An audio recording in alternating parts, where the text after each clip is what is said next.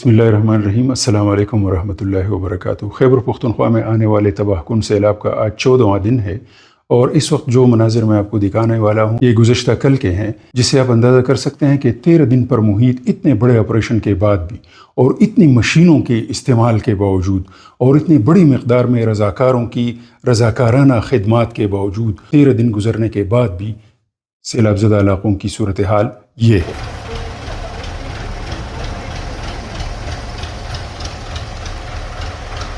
میں اس علاقے میں پیدا ہوا ہوں، یہاں کے ساتھ میرے بچپن، لڑکپن اور جوانی کی بہت خوشگوار یادیں وابستہ ہیں، لیکن ان تمام تر رشتوں کے باوجود میں آج ان سیلاب زدگان کو ان کے حال پر چھوڑ کر واپس جا رہا ہوں۔ اس سے آپ اندازہ کر سکتے ہیں کہ اب وہ مرحلہ شروع ہونے والا ہے کہ سیلاب زدگان اپنے گھروں میں اپنے نقصانات کے ساتھ اور اپنے دکھ کے احساس کے ساتھ خدا نخواستہ تنہا ہونے والے ہیں۔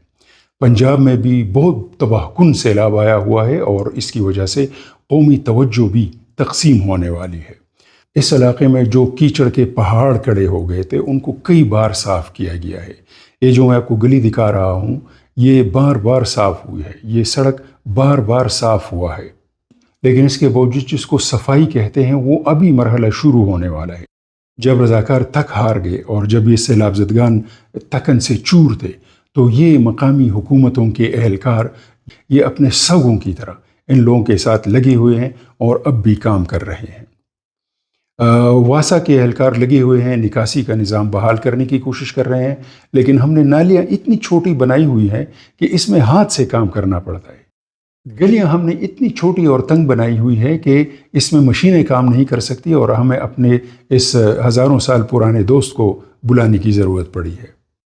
بجلی کی بحالی پر بھی تیزی سے کام جاری ہے، اور وابڈا جس کے ساتھ ہمارا رشتہ شکوہ شکایات کا تھا اس کے اہلکاروں نے بھی دل لگا کر کام کیا ہے۔ اس سے آپ اندازہ کر سکتے ہیں کہ بجلی کے نظام کو کتنے بڑے پیمانے پر نقصان پہنچا تھا، اور وابڈا کے اہلکاروں نے صحیح معنوں میں اپنی جان لڑا کر، اپنی جان خطرے میں ڈال کر بجلی کی بحالی پر وہ لگے ہوئے ہیں، اور کئی علاقوں میں بجلی بحال ہوئی ہے یا بحالی کا عمل جاری ہے۔ اس پل کو دیکھیں، اس کا نام ہے ٹوٹا ہوا پل، کیونکہ یہ کسی سیلاب میں ٹوٹ کر تھوڑا سا بیٹھ گیا تھا لیکن قابل استعمال تھا، اور اس سیلاب میں جو بنگلہ دیش سے لوہے کا پل سیلاب نے اٹھا کے اس پل پر دے مارا، لیکن اس کے باوجود یہ ٹوٹا ہوا پل قائم رہا، اور اس وقت امدادی سرگرمیوں میں اس کی وجہ سے لوگوں کو بہت بڑی سہولت رہی۔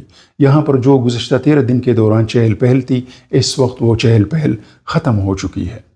تو کل مجھ پر میرے کچھ دوستوں اور بزرگوں نے کافی تنقید کی اور مجھے کہا کہ حکومت کی بہت بڑی نااہلی سامنے آئی ہے اور وہ نظر انداز نہیں کرنی چاہیے تھی، اور ان کا کہنا تھا کہ یہ جو صفائی کے کام میں آپ کو جگہ جگہ ٹی ایم اے کے لوگ نظر آ رہے ہیں، ان مزدوروں کی ہائرنگ میں، ان مشینوں کی ہائرنگ میں اور صفائی کے ٹھیکے دینے میں بھی کمیشن کھائے گئے ہیں اور کرپشن اس میں ہوئی ہے۔ اور اگر یہ حکمران مخلص ہوتے اور ان کا اصل مقصد اپنے کاروبار اور اپنی زندگی بنانے کی بجائے اس قوم کی تعمیر ہوتی، تو سیلاب کی بحالی کا دورانیہ اتنا لمبا نہ ہوتا۔ تو ان کی بات صحیح ہے، حکومت اس سے بہت زیادہ کر سکتی تھی اور کرنا چاہیے تھا، لیکن یہ حکومت کون لے کے آئے ہیں؟ ان لوگوں کے ووٹ سے یہ حکومت آئی ہے۔ تو ہمارے سیاسی رویے ٹھیک نہیں ہے، اور جو ہمارے سماجی رویے ہیں اگر یہ اسی طرح رہے تو آنے والے سیلاب اس سے زیادہ خطرناک ہوں گے۔ مثلا سیاسی رویے جو ہمارے ہیں اور انتخابی رویے، ووٹ ہم دیتے ہیں ہنسی مذاق میں، گپ شپ میں، اور اس میں ہم سنجیدگی کا مظاہرہ نہیں کرتے، کارکردگی کو نہیں دیکھتے، بس ایک ہوا اڑتی ہے اور ہوا کی بنیاد پر ہم ووٹ دینے کا فیصلہ کرتے ہیں۔ اس طرح بڑھتی ہوئی آبادی بہت بڑا سبب ہے اس تباہی کا۔ 50 سال سے ماہرین لگے ہوئے ہیں کہ پاپولیشن ایکسپلوژن ہونے والا ہے، آبادی کا بم پھٹنے والا ہے، اور اس وقت منگورا اور مردان اور پشاور شہروں کو تو چھوڑیں، مٹا میں، چارباغ میں، بٹخیلا میں، کسی حد تک رورل دیہی علاقے ہیں، وہاں کے بازاروں میں بھی قدم رکھنے کی جگہ نہیں ہے، اتنا رش ہو گیا ہے۔ بچوں کے لیے اور ان انسانوں کے لیے ہمیں گھر چاہیے ہوتے ہیں، کاروبار کے لیے مارکیٹیں اور دکانیں چاہیے ہوتی ہیں، تو اس کے لیے پھر ہم دریا کے راستے بند کرتے ہیں، ندیوں پر قبضہ کرتے ہیں، اور آپ تو درختوں کی کٹائی کو رو رہے ہیں، ہم نے پہاڑوں کی کٹائی شروع کی ہوئی ہے۔ دور دراز پہاڑوں میں مشینیں لگی ہوئے پہاڑوں کو کاٹ رہے ہیں۔